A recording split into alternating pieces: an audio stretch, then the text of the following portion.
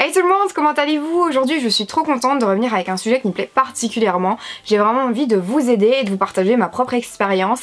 Alors je ne dis pas qu'avec les astuces que je vais vous donner ça va changer votre vie, vous allez trouver votre voie professionnelle directement, mais je pense que je peux vous rassurer surtout et je peux vous donner quelques petits bons plans, quelques trucs à faire pour vous aiguiller. C'est un sujet qui est assez sensible, enfin c'est délicat quand même, trouver sa voie professionnelle, ça ne se fait pas du jour au lendemain, c'est vraiment beaucoup de recherches, c'est vraiment beaucoup de questionnements et il y a une pression sociale de malade. Arrivé à un certain âge, on nous dit ah tu vas faire quoi plus tard, ah tu vas faire quoi comme étude, on n'est pas spécialement au courant quoi, enfin on sait pas, on s'était pas encore posé la question, on s'était pas encore mis de pression et à un moment donné il y a le stress qui monte et franchement un conseil, ne vous mettez pas trop tôt la pression, ça sert trop à rien.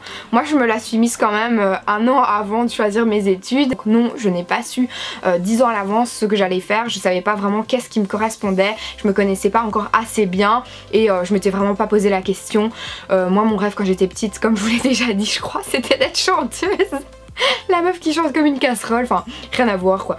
Bref, on s'égare un peu. Mais tout ça pour vous dire qu'il y a des personnes, ça fait des années qu'elles savent ce qu'elles veulent faire plus tard. Comme il y en a, bah elles se posent la question, elles entament des études, puis bah non ça ne leur correspond pas, enfin etc. C'est chacun son parcours, il n'y a pas à se comparer, franchement. Ne commencez pas une comparaison avec qui que ce soit. Donc je commence tout de suite avec tous mes conseils et tout ce que j'ai fait pour vraiment trouver le job qui me convient. Petite parenthèse avant de commencer cette vidéo, si vous vous posez des questions sur mes études ou sur mon métier, j'ai fait 2 vidéos FAQ à ce propos, donc je vous invite à regarder la petite fiche qui est juste là. Alors, le premier truc que j'ai fait dans mes recherches, c'est aller au salon des études. J'en ai fait 2 en tout.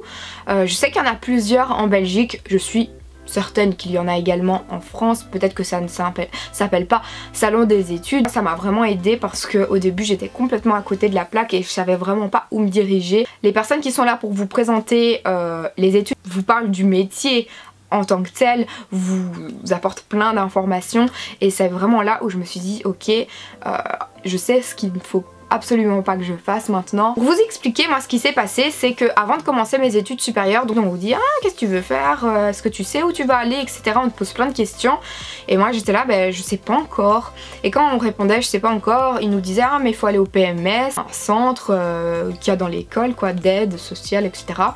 Et tu vas répondre à un questionnaire et ça va te donner plus ou moins le métier que tu peux faire quoi. J'étais là ok d'accord, je l'ai fait mais heureusement j'ai gardé les pieds sur terre et le résultat de ce truc ne me correspondait absolument pas du tout et heureusement d'ailleurs que je m'en suis rendu compte parce que je suppose que parfois on fait un bête test ainsi, ça peut être un bon jour comme ça peut être un mauvais jour quand on répond au test, alors qu'il y a des jours où on aurait répondu tout le contraire et moi on m'avait conseillé genre un stit, un truc ainsi, mais je sais très bien que je suis pas faite pour être un stit. Je sais que j'ai aucune patience avec les enfants.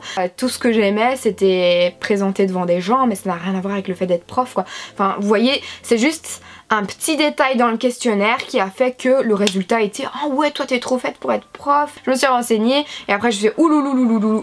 non pas du tout, c'est vraiment pas fait pour moi. Heureusement je me connaissais assez et me dire non c'est pas fait pour moi. Mais le salon des études du coup m'a permis de connaître plein d'autres options. J'ai été très intéressée par tout ce qui est gestion d'entreprise, ressources humaines et c'est comme ça où j'ai découvert également le métier d'assistant de direction. Si vous vous posez pas mal de questions sur vous-même, demandez un petit peu aux gens qui vous entourent, pas dans quoi ils vous voient, parce que c'est votre choix personnel et ça ne doit pas être pour moi influencé par quelqu'un d'autre, mais quelles sont les qualités qui ressortent à chaque fois de la bouche des gens quand ils parlent de vous, et également les défauts, parce qu'il y a des défauts aussi qui sont incompatibles avec certains métiers. Lors des journées portes ouvertes, souvent il y a des étudiants qui sont en 2e, en 3e, etc. qui sont bien avancés dans les études, qui sont là pour répondre à toutes vos questions.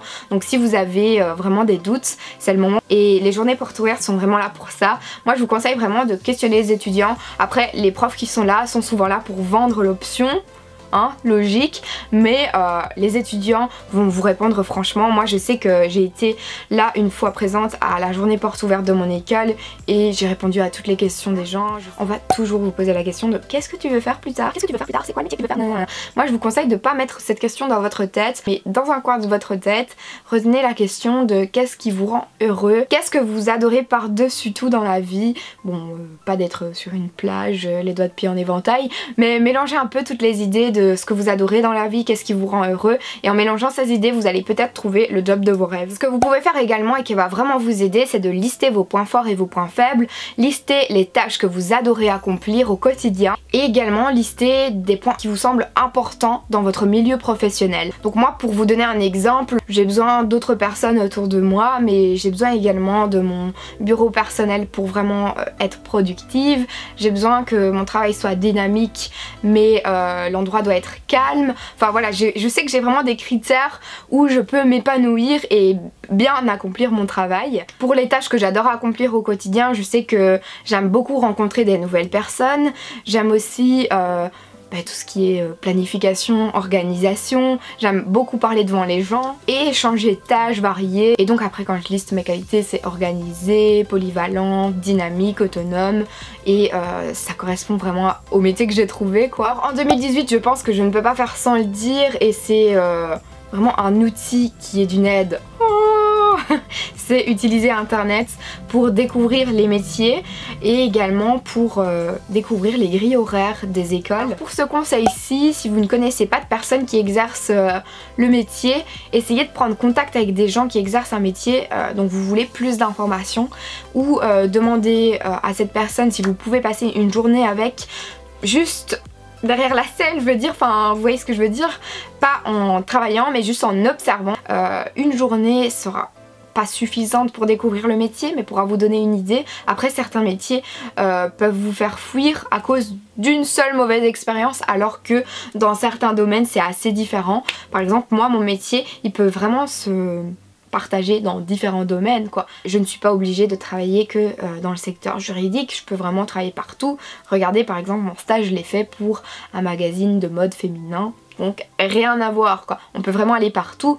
Donc si vous voulez découvrir le métier, essayez d'aller demander une journée d'observation par-ci par-là. Et bien écoutez, j'espère vraiment que cette vidéo pourra vous aider, en tout cas c'est le but. Si vous avez des questions, n'hésitez surtout pas à les poser en commentaire, moi je suis là pour y répondre.